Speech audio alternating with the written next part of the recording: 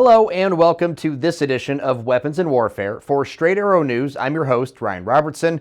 And good news, guys, my voice is back. Huzzah! Just ahead in this week's episode, we explore the question of what's next for soon-to-be veterans that are separating from service, and why one group is making it their mission to provide an answer. And from jetpacks to a new jet-powered autonomous vehicle, why the maker of our weapon of the week has his eyes on the skies. But first, let's go ahead and get into some headlines you may have missed. The Pentagon announcing the temporary pier built to help get humanitarian aid into Gaza will have some serious protection in the form of Navy warships. Meeting with the press, Major General Pat Ryder was light on specifics, but did confirm a plan was in place. On the pier, can you say whether any U.S. naval vessels are going to be providing security to the operation? They will be. Can you go into any detail? I'm not going to go into the specifics for OPSEC reasons, but as you know, we do have naval vessels, destroyers in the region that can provide assistance. And then slightly similarly, has any determination been made as to the USS Eisenhower and whether she'll be extending in CENTCOM?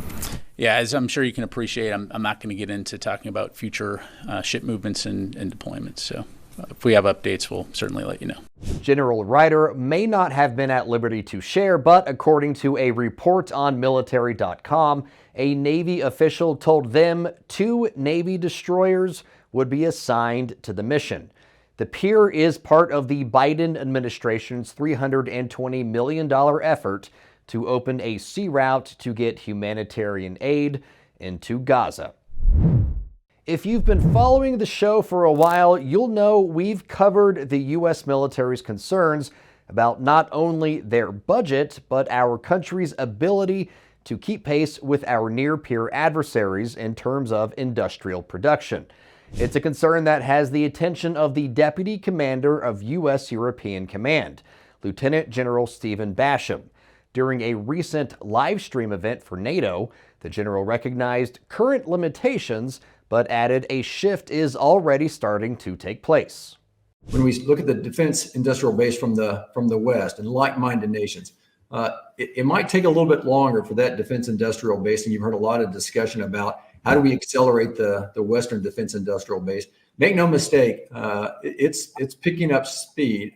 It will continue to accelerate past the capability of Russia. The general went on to say that as long as Russia is mired in their illegal invasion of Ukraine, the U.S. can use that time to get production where it needs to be.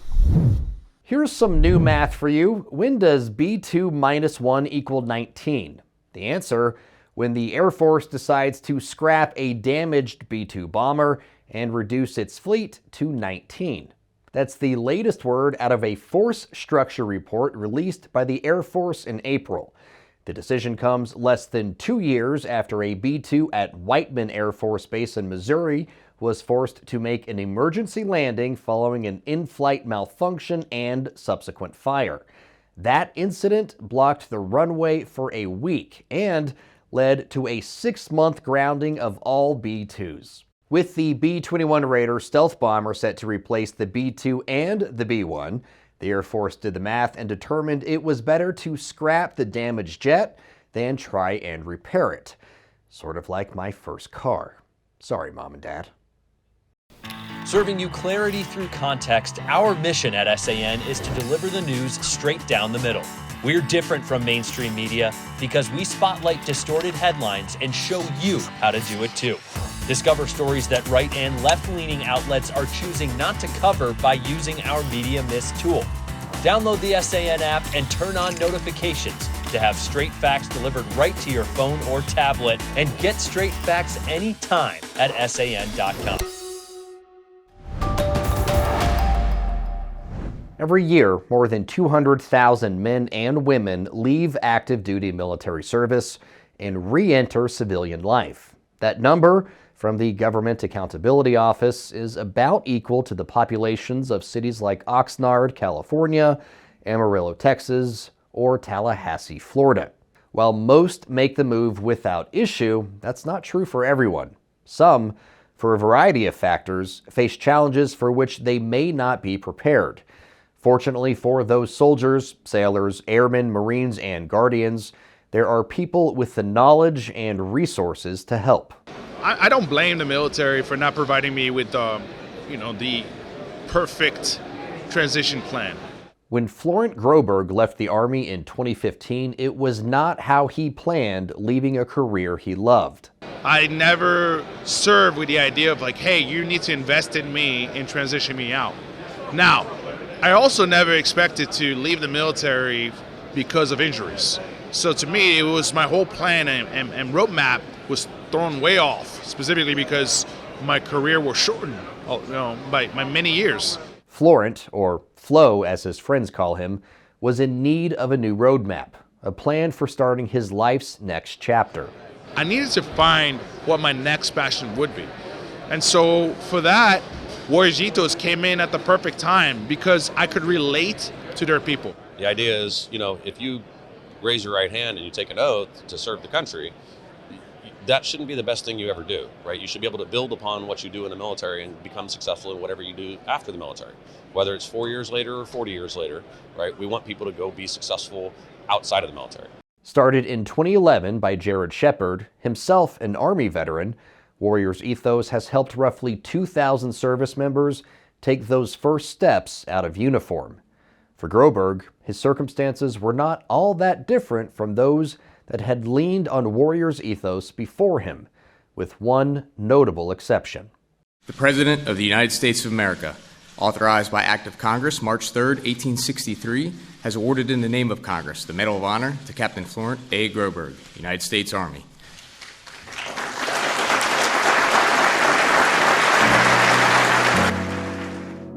For his actions in trying to stop a suicide bomber while escorting a group of coalition and Afghan leaders in the Kunar province of Afghanistan, Captain Groberg received the Medal of Honor.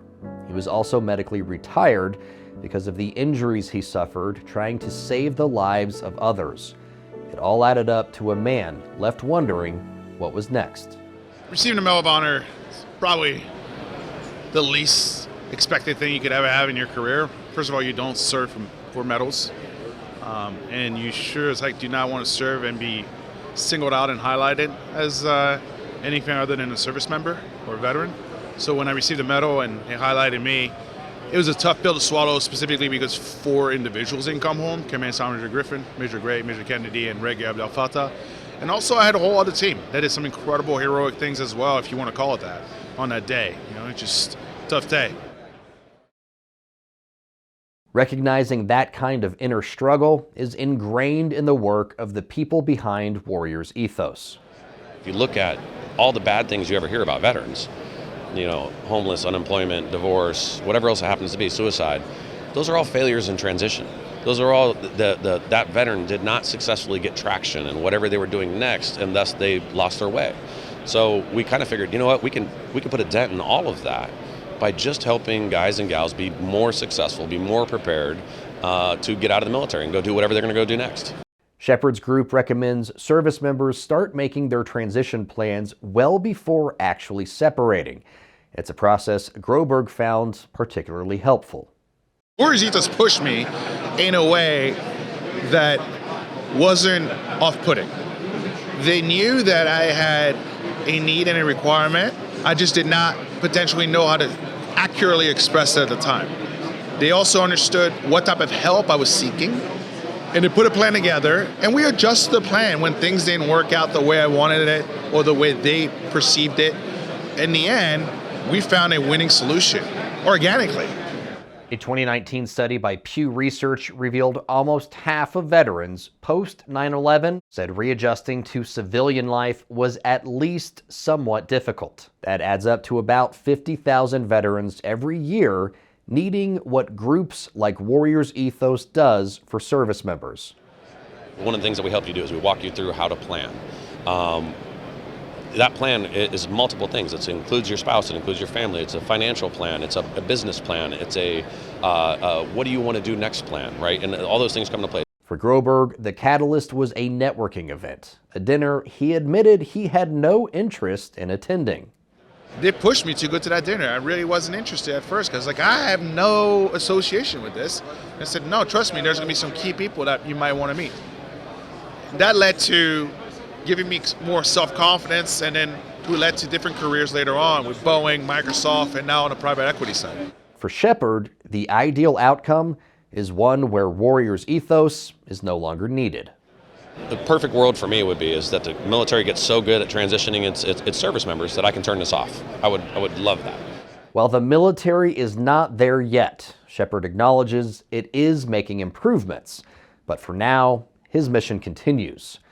If you know someone who could benefit by connecting with Warrior's ethos, or if you want to join their efforts, you can connect with them at the address on your screen, warriorsethos.org.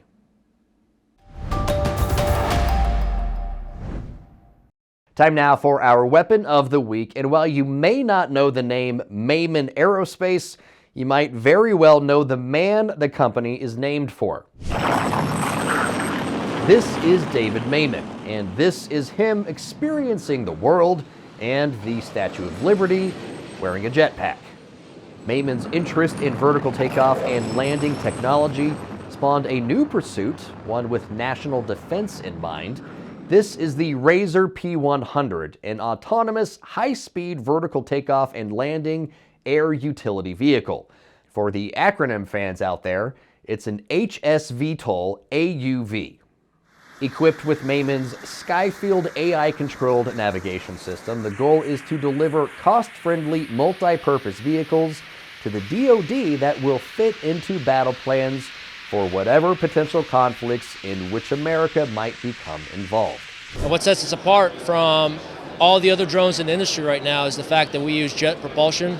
And what that allows us to do is fly speeds up to Mach 0.75 or about 550 miles an hour, which what we're estimating right now. It allows us to carry a significant amount of weight. Right now, that weight is rated at 100 pounds, with plans to build variants capable of carrying 500 to 1,000 pounds, making the Razor an obvious choice for logistics. But Mayman Aerospace's vision does not end there. They see a future with Razors built for the intelligence set, capable of surveillance and reconnaissance. There are also plans to make the Razor a force extender by making it an airborne munitions mule, basically carrying a bunch of ammo to troops in the field. Already under contract to the DoD for $3.25 million, Mladen Zadero, Mayman's government relations manager, told us there are eyes on the Razor as a candidate for the Replicator initiative as well. And that's exactly why the government's so interested in this, with the ability to have such a highly capable platform at a very low cost. So if it gets shot down or for whatever reason crashes on the first mission, the way we're creating it's going to be simple to rebuild and resupply these units with this aircraft at a very reasonable price for the government. Another of the Razor's main selling points is the ability to take off and land vertically, making it runway independent. In fact, Zadero says scenarios have been discussed about taking off from the bed of a moving truck, being dropped from another aircraft, or even launching from a platform at sea. All opinions expressed in this segment are solely the opinions of the contributors. Time to wind things down here on Weapons and Warfare. For my wrap this week, I'm going to keep the focus on Special Operations Forces because there was a recent anomaly in the global SOF community. An official said something about one of its missions. So in last week's episode, we heard from the man who runs USSOCOM, or Special Operations Command, General Brian Fenton.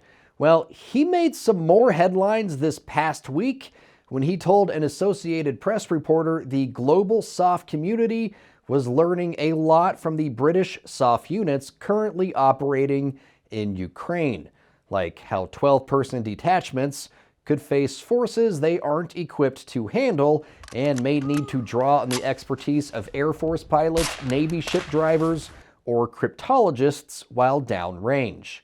The Brits are not saying anything about the general's comments, nor should we expect them to. Usually it's sort of par for the course to not talk about soft missions and their deployments. Kind of blows up the secret and stealth part of the job. Now, I'm going to let you in on kind of the biggest secret that everyone knows but isn't really talking about.